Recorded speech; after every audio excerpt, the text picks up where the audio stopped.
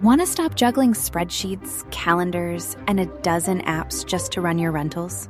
Lodgify makes it easy. It's an all-in-one toolkit for hosts. Build a direct booking website, automate guest messaging, and keep all your channels in sync. Running your rental business your way has never been simpler. And for Good Morning Hospitality listeners, you can get 20% off any yearly plan with code GMH20. Just check the link in the show notes to get started today. Welcome to Good Morning Hospitality, your one-stop shop for the latest news, noteworthy trends, and thought-provoking discussions across the industry. From hotels to short-term rentals to all things travel and hospitality, you'll find each episode equips you with the information that you need to start your week. Join us on Good Morning Hospitality every Wednesday, wherever you get your podcasts.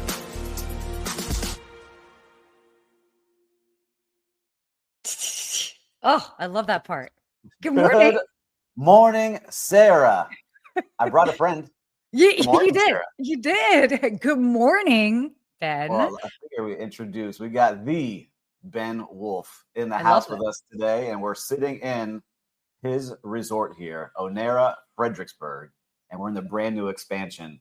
Will, I want you to show the picture, and then I want Ben to talk about himself, who he is, and what he's creating. Dive in. Let's see. Yeah, we put Steve in the coolest unit here. So we're sitting in this one right now. Yeah, so the entire thing's wrapped in glass all the way around, floor to ceiling. Whoa. You're immersed in the trees. I think Steve was pretty impressed with the Texas Hill Country. Wasn't expecting it to be quite as beautiful and lush as it is. Mm-hmm. And yeah, this treehouse has a 40-foot cantilever. There's a monolithic piece of structural steel that goes 30 feet into the ground, counterbalancing it and anchoring it. It's got a little bit of deflection, moves a little bit, but we have this beautiful hot tub hanging off the edge on the patio here overlooking the creek. So pretty spectacular. This is our expansion. So first property I built was here next door, Onera, Fredericksburg, phase 1. This is phase 2. We did a $14 million expansion, 23 keys, 8 entirely new unit types. And this is one of 2 locations we have in the Hill Country. So we also developed a property, Onera Wimberley, which is 28 keys, 45 minutes south of Austin. I'm going to bring Steve there later today. Has some of the best views, and specifically sunset views in the Hill Country. Yes. And me and Steve are going to be partnering on doing a landscape hotel together in South Florida, bringing the Bali, Costa Rica type experience stateside, just 45 minutes from Miami. So viewers, we talked about this last week. It's called Buy Up. We shared the renderings. It's beautiful. And I had to come out here. We were just joking to make sure this place was actually real. But it is awesome.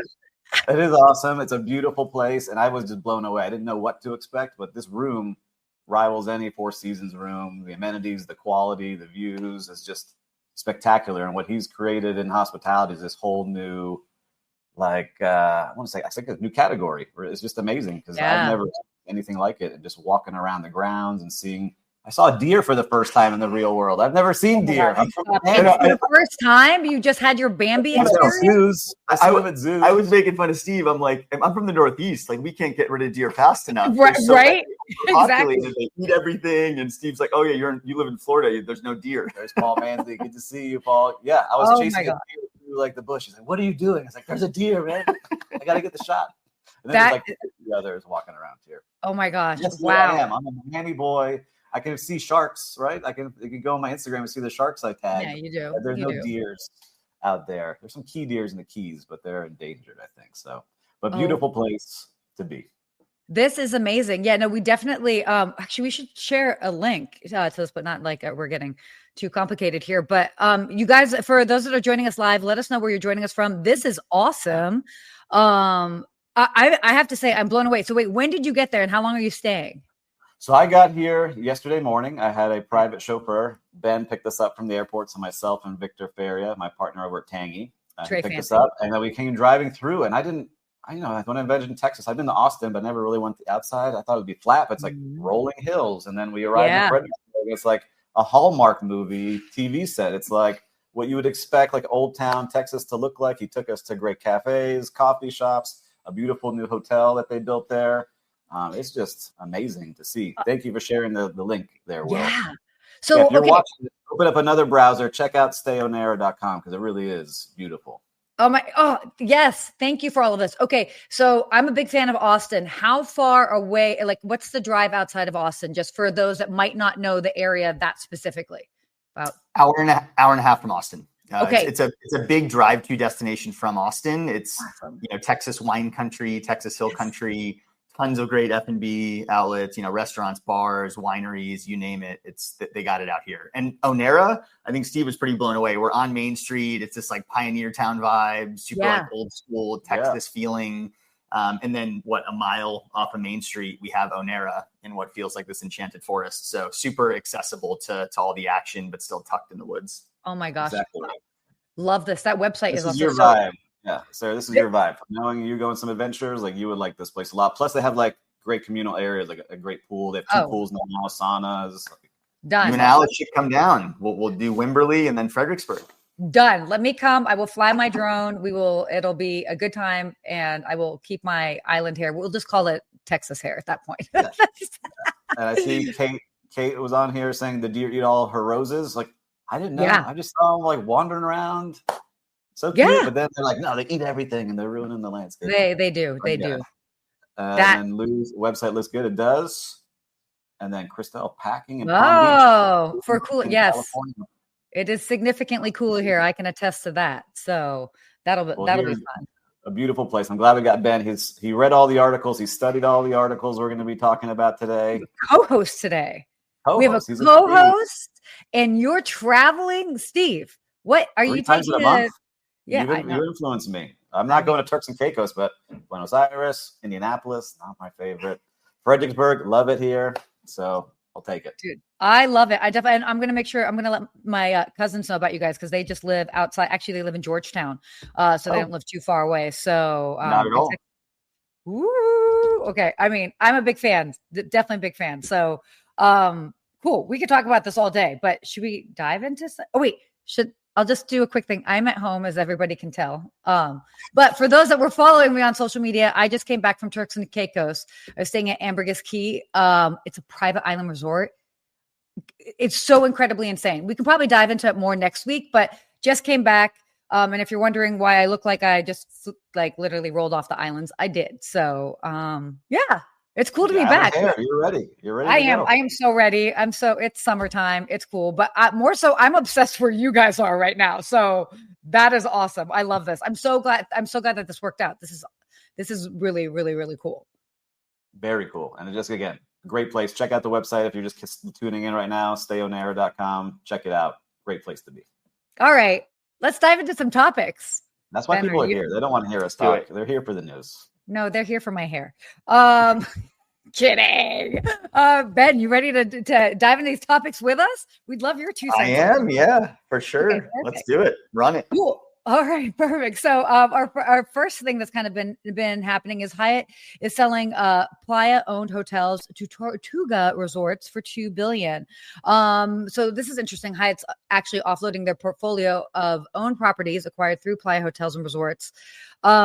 And it's interesting because this move is kind of supporting Hyatt's pivot for an asset light management. But it also includes luxury beachfront hotels through Mexico and the Caribbean. But have you guys looked into this at all? Laughing at Steve. Of course, we studied every article here in depth of it. And I'll just say one thing before Ben gives his opinion. It was funny because we talked about this purchase a couple of months ago. We did. Hyatt bought these resorts.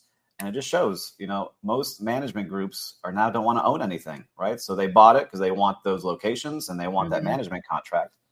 And they sold it right away for a lot of money that they can go use and continue that model. And we've been talking about things like asset light and versus owning. What do you think, Ben, when you see that? Yeah, I mean, look, it makes a ton of sense. I think the asset light playbook for these brands and management companies makes a ton of sense. Marriott and Hilton have been super successful at it.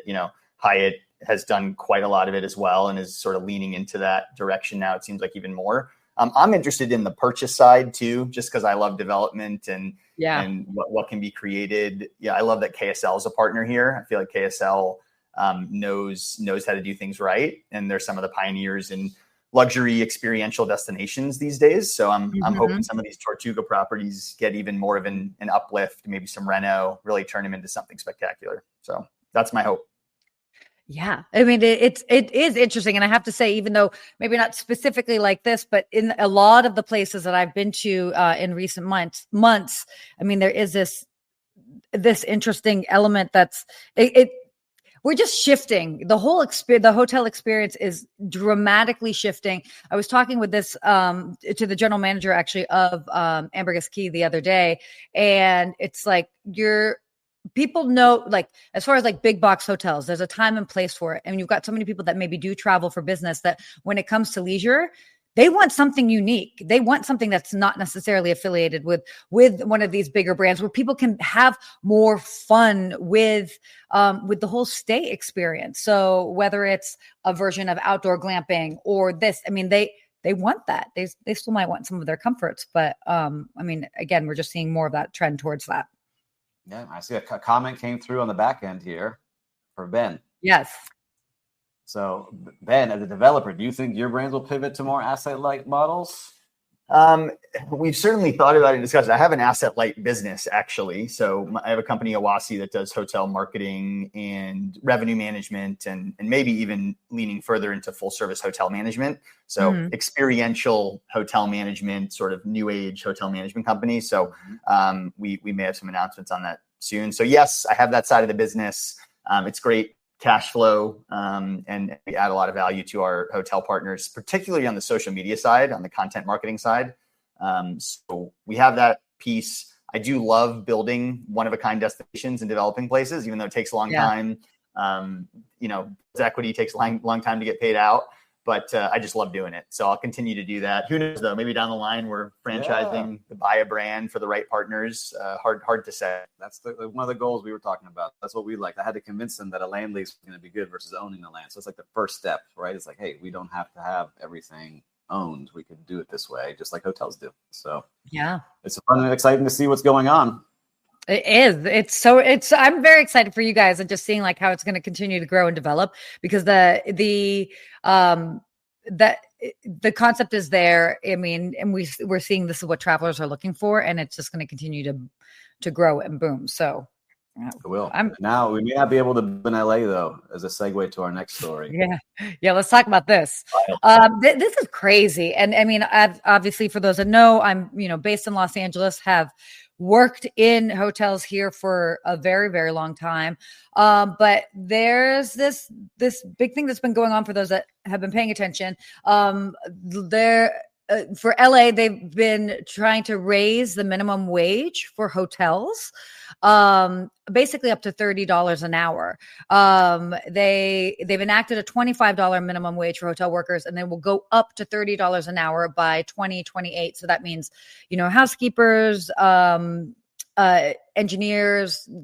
I mean, that is what Bellman, that is what minimum wage is going to be. And it's wild to think, because I feel like in 2020, I mean, maybe it was at 15, 14.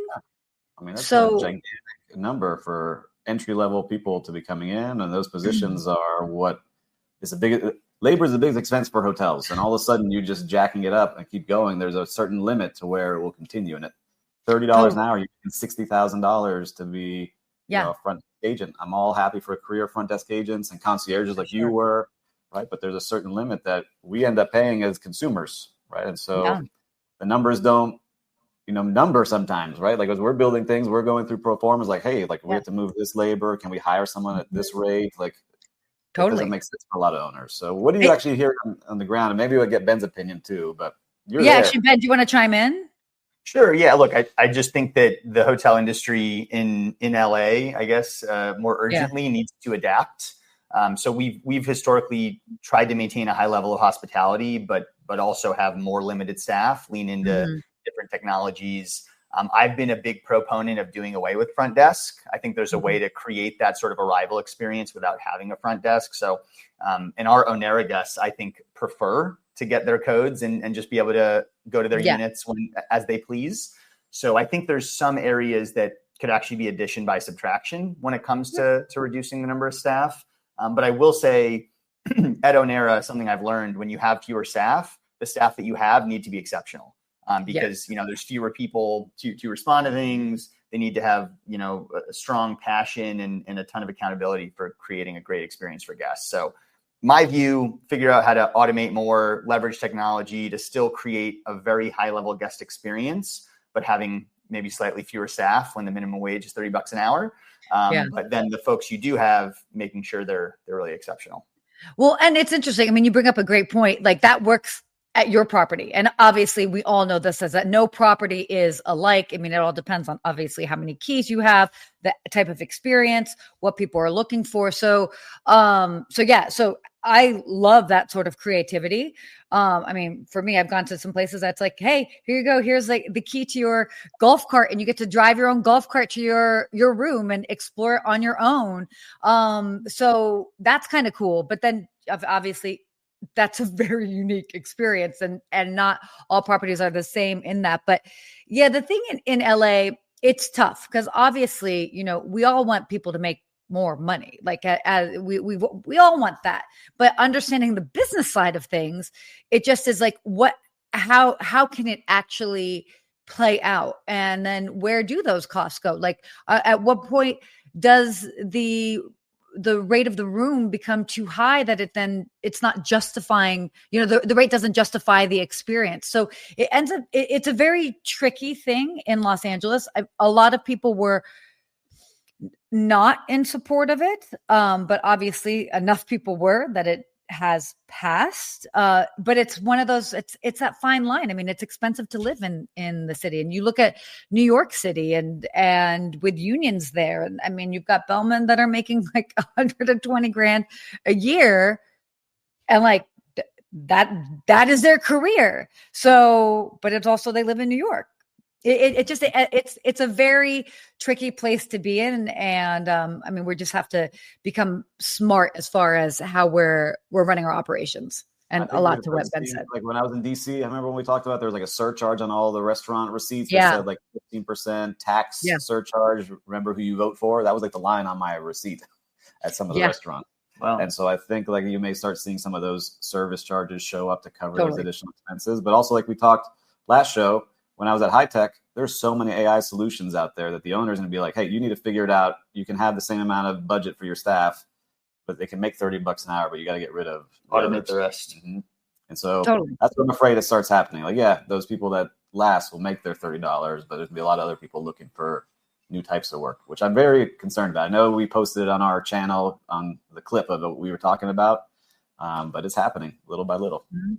No, it really is. I think I almost want to say like we're at the start of a change, but I think we've been in the middle of this like evolution, and it'll be interesting to see how just over the next couple of years, things will dramatically change. I mean, in the next 2-3 years, looking at a very different landscape as far as just hotel operations, all in all. Yeah. Then your area continues to build. So now you got a new building coming up here. Yes.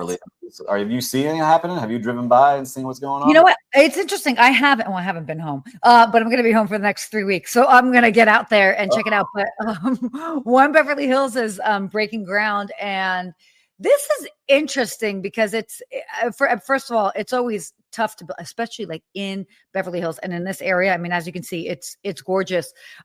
They've kind of been trying to figure out what to do with that particular area for some time. So I love seeing this.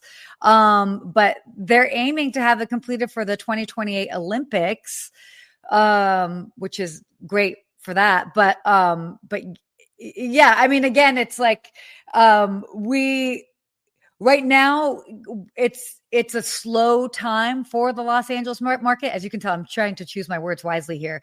It's a slow time for them. They'll come knock on your door. I know. Hey, no. Anyway, I was going to make a joke that I don't need to make. But yeah. So I mean, in general, the Los Angeles market is having a slower season, and I don't mean like year season. So I mean, again, hopefully it's all part of creating sort of excitement for Los Angeles, Beverly Hills, and seeing this sort of new type of like mixed real estate. So hospitality, high-end retail, all of that. I mean, Yeah, constantly. They're building an Aman there. What do you think about look, that? I mean, I think the Aman brand is phenomenal, right? They've done some pretty incredible things in multiple properties in the U.S. and across the world. I'm interested in how these two, the $30 minimum wage, and then these super high-end hotels with 4 or 5 staff to guest ratio expectations, like how that's going to play out. I mean, this puts a lot of pressure on their underwriting, on their P&L, I have to imagine. And by the time they're open, 2028, we'll be at 30. Yeah. So I think that's definitely interesting. How do they create this very upscale luxury experience while being a little bit more efficient on the staffing front? I think that's going to be their challenge. Yeah, it's going to be What were you saying? Talking to some of the people that we've had on the show and being at these association meetings, that ultra luxury stays strong. Like the wealthy are staying wealthy, and they'll pay, I think, if they get that experience. And, it may not hurt their pocket as much. It's going to be interesting to see how it fills up. Because I see it in Miami. All these brands are coming up, like the Rosewoods and the Amans and Bulgar. They're building, they're still going, and people are buying the condos in those places to have a condo hotel. And it's just amazing to see. Yeah, I do love the mixed use development. It feels like this whole curated little bubble and experience within the city. I like that as a consumer, and I think that more and more travelers appreciate that. The walkability, the convenience, while being in a prime location. Mm-hmm. Well, and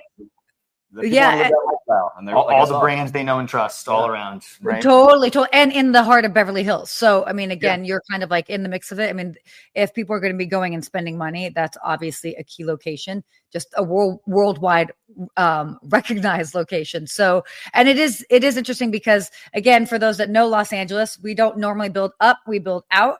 And so as just over the years, just with different, whether it's like building permits and technology, we are building a little bit more up. So this is what's going to be really, really interesting and unusual, because we don't normally go that route, but that's a newer trend as far as in building in the city, in the area. So it'll be cool to see. We need something that people are excited about. So that's kind of cool. But speaking of excited, let's go to the other coast. Yeah. Why don't you lead us with this one? Well, I'm excited about this one. The Waldorf Astoria is set to reopen now. They pushed it back again to September 2025. But this has been under renovation. It's a $2 billion renovation. They closed in 2017. So imagine that. It's going to be 8 years of renovation. And I've watched some of the news shows walking through, and it's amazing. They had like artisans putting gold leaf by hand everywhere. There are people that had to study what they did back in the early 1800s and 1900s to make this hotel back to what it is. Like this beautiful Art Deco masterpiece. And it was one of the first hotels I remember as a kid walking into and be like, whoa, like this is different. Like this is a different place. This is not a regular like hotel I've ever been to. So I remember that clock tower that's in the lobby.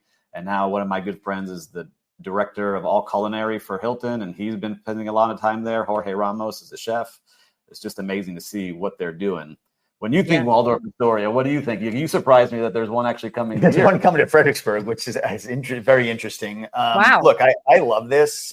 And correct me if I'm wrong, but they're trying to kind of restore, sort of bring in the historical significance, sort of bring it back to that era. I love that. One of my favorite hotels is the Adelphi in Saratoga Springs. I actually did a post about it. They did something similar where super luxury, super upscale, but they brought it back to the 1870s when the hotel was founded. And when you walk into that lobby, it feels like you're walking into a time capsule, but it doesn't look tired, right? It looks fresh and new and reupholstered, and everything looks, prim and proper, right? It looks amazing, but you feel like you're transported into a new world. So I'm hoping to see that with this renovation. I also think it's wild. They're going from 1,400 rooms to 375.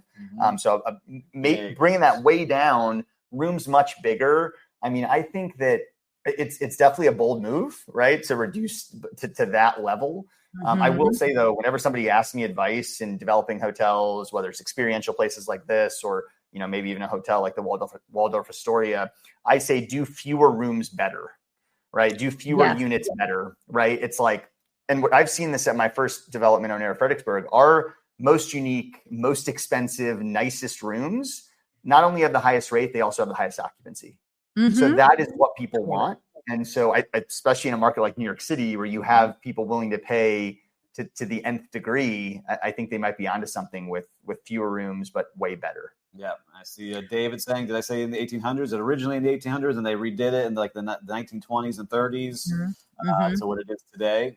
But what's cool about it is I was watching the CEO of Hilton talk about it, that this is their most important hotel in their chain, but also in the entire world, he believes, because they're setting a new standard for what the ultra luxury market should be. And their presidential suite, they asked him, like, how much is it to go for? He's like, between $50,000 and $70,000 a night for their 4-bedroom suite. And the interviewer was like, what? He's like, yeah, it's already getting reservations. We have people coming to stay. So it's just amazing to see what is people are willing to pay and stay at when they know they're getting something special. So this is something special. 7 years to do anything like this, all by hand. It's amazing. And I mean, it really, for sure. Most management companies say to add keys, but as a consumer, I want bigger, better amenities and luxury for my room. Totally. All right. Look, and by limiting inventory, you control occupancy in a way. You know, if you have 1,400 rooms, it's hard to fill that. But and you have to play with rate, right? You have to discount things that a brand like the Waldorf Astoria doesn't want to do. It's one of the reasons we're only doing 20 keys at Baia. I mean, there's other reasons, but it's like, how do we maintain exclusivity, maintain a high price point, and keep occupancy at 70, 80, 85%? Yeah, very true. Well, I'm excited. Hopefully, we can do a live show. And they'll have one of the biggest spas in New York City at 30,000 square feet. So it'll be fun to see what it all looks like when it's finally open. It's great. I mean, again, the history aspect. I mean, we're going to be seeing a lot of this. I mean, I know the Hotel del Coronado, even in San Diego. I mean, we're talking about hotels that were built-ish around the same time that are really going heavy on their renovations, because I love what Ben was saying is that people like the historic element, but obviously they don't want it to be overly worn or tired feeling. And again, when you have the smaller numbers, you can control the consistency and the level of service far easier. But again, it's that scarcity model. If they're booked out, people want it even more. So, it'll be good. And it also makes sense to, it's like 375 rooms. I mean, as somebody that's worked in high-end luxury properties, I mean, even that's on the big side, so for that. So, but I mean, it's totally a smart move. And I know a lot of people are going to be very excited about it. So they're just ready for it to open. Okay.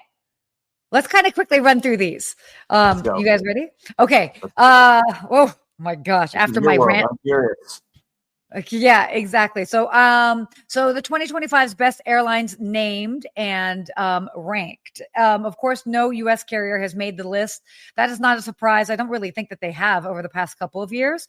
But yeah, I mean, it's Qatar Airlines. Delta would make it. What happened? Wait, what? I've had some pretty good Delta experiences lately. She's Miss Delta. I thought Delta would make it, but he's like, he hit them bad. I mean, Delta used to be like gold standard. The last 2 flights I've flown with Delta have been a disaster. Well, okay, so a couple things with that. No, Delta would definitely. Who was number one? Who was number one? I missed this one. Who was Qatar? number one? Qatar Airlines.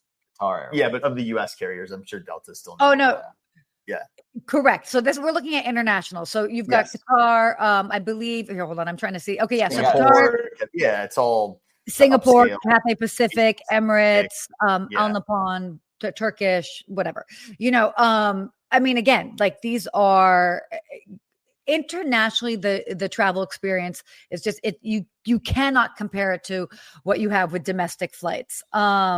So and again, we're kind of seeing these top three. I feel like the top 3-4 have kind of like rotated within the top position over the past 5 years. So I know they get excited about it every year, but it's also kind of like nothing too much has changed. I mean, they're all high-end experiences for the international travel, but domestically, I mean, I know everybody knows I'm a big Delta fan. I just gave United a big try.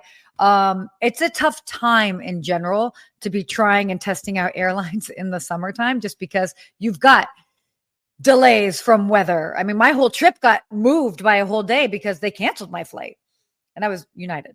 But that's also weather related. So yeah, this is definitely, I wish that the U.S. carriers could learn something from international, but I just don't think they're playing the same. David asked the question. You influenced him to go to Croatia. So, okay. Well, I will say this. The One of the reasons why I went to Croatia, Dubrovnik, they do have a direct flight from Newark to Dubrovnik, so on United. But obviously there are other, you can fly in all different ways, but that's kind of nice if somebody's looking to do direct from the US. But yeah, I know. We got a lot of work to do, but here we're catching up on other ways. We have yachts coming out of the US Yes. here. Ritz-Carlton is launching their third luxury yacht. And they're on it right now. We were talking about the very first ones that were coming out with Four Seasons. Now I'm on catching up. It seems like, again, people want to live that lifestyle, but I see that cruise went out and it's like celebrity filled with a lot of people on that. It's amazing who they have on that ship all hanging out. Cool. Okay. Not going to lie. I'm like, you've seen there. Pardon? I see like local celebrity in Miami, Dave Grutman's on there. It's like Sofia Vergara's on there. Martha Stewart.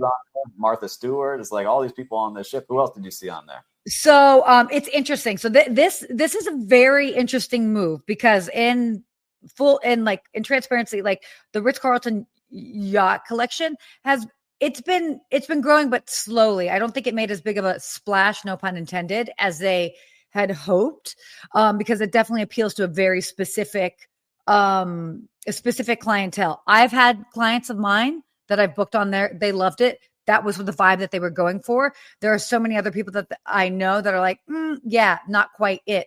But this was this PR move, I think, is the boldest move that they've done since they've launched. And the number of celebrities, my Instagram feed is flooded.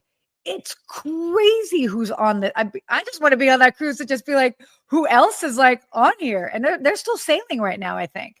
So that's awesome. So would you go on a cruise like this, Ben? Are you a cruiser? They're making cruises cool again, I feel like. I mean, that's what they're trying to do. Yeah. I definitely, my grandparents were big cruisers, absolutely loved it. They were cool in their day. It's definitely intriguing to me. It really is. Yeah. I mean, this experience, fully curated, branded, it's making me think twice about a cruise trip that I probably wouldn't have thought twice about until I was, in my later years.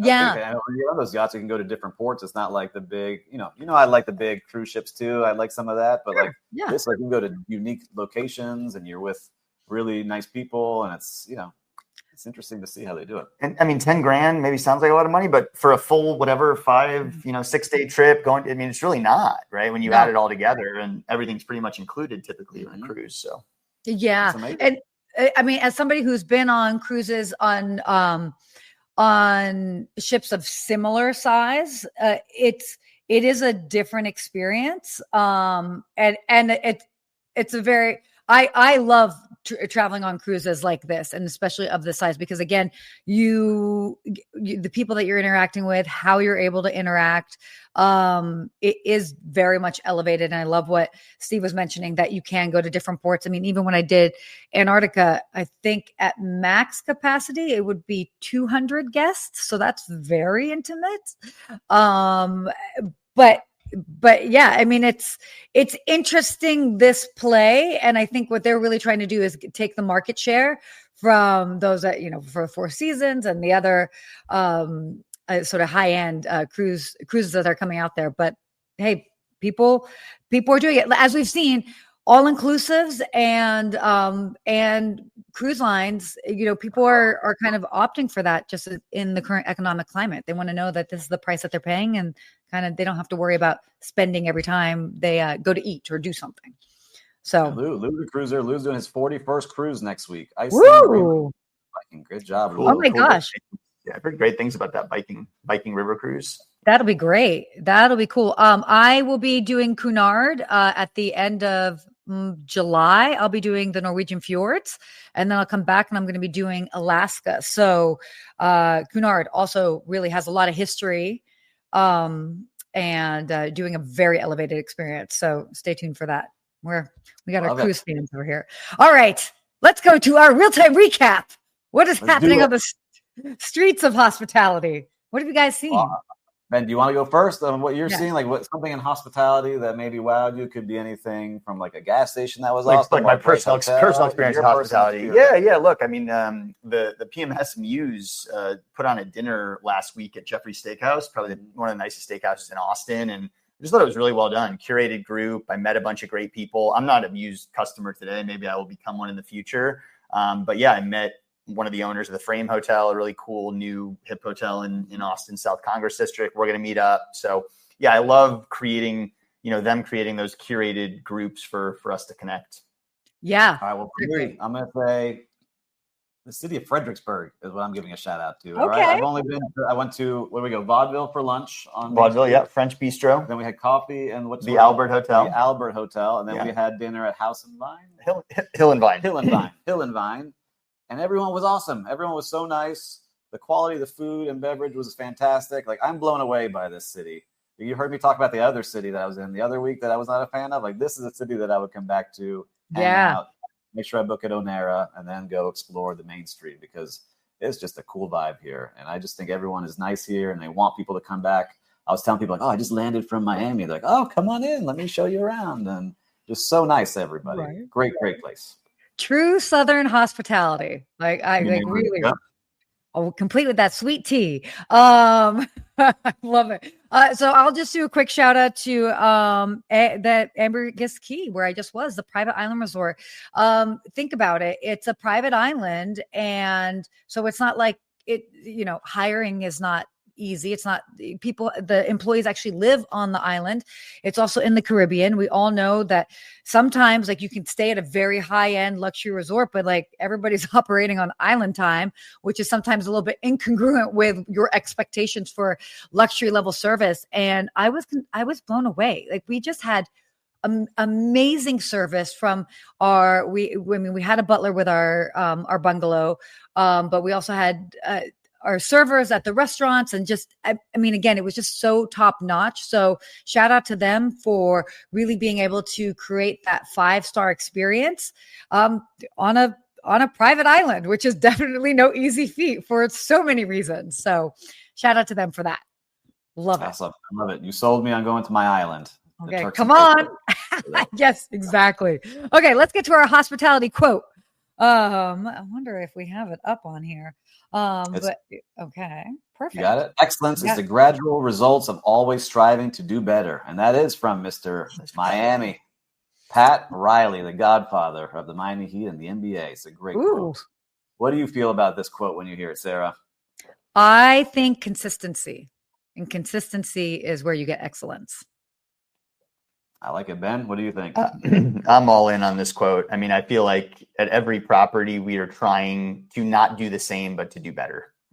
So yeah, I 100% agree with this. If my next property is exactly the same as my last, I don't think we're doing it right. And I can say I can see it just from being on this property, from where he started to where we're sitting in now. And how long has it been since you opened this up? We opened phase 1 in 2021, end of 2021, almost 22. And now, 3 years later. So 3 years later, both sides are beautiful, because it's almost like two sides, but this is amazing. You see this quote in action where he is striving to be better. And I agree with that in all the businesses I do, and every day, just yourself personally too. Like, work on yourself every day, your mentals, your physical, your relationships, business, always striving to do better in all ways. So I love it. I think a great quote to end this show on. And we went over a little bit because we had such a great special host here. Thank you guys for having me on. We did. Great job. He came, he studied, he had all the info down. Yeah. More than most of us. I might be doing my own podcast here soon. We'll see. Yeah, inspired. Sweet. Inspired. No, I love it. I love it. Well, this was so cool. I have to say, I'm having a bit of FOMO, for just like watching and seeing what you guys are doing over there. But so congrats on everything so far, and excited to just see as it will continue to grow and evolve. And hopefully I'll make it out there one day. Yeah, you and Alice, come down. The invitation's there. It's really nice in the fall and the spring. Yeah. Fun. Make it happen. Will be a lot of fun. All right, everyone. Well, until next week, stay hospitable, everybody. Bye. Oh, yeah. Here we go. Bye. Bye, everybody.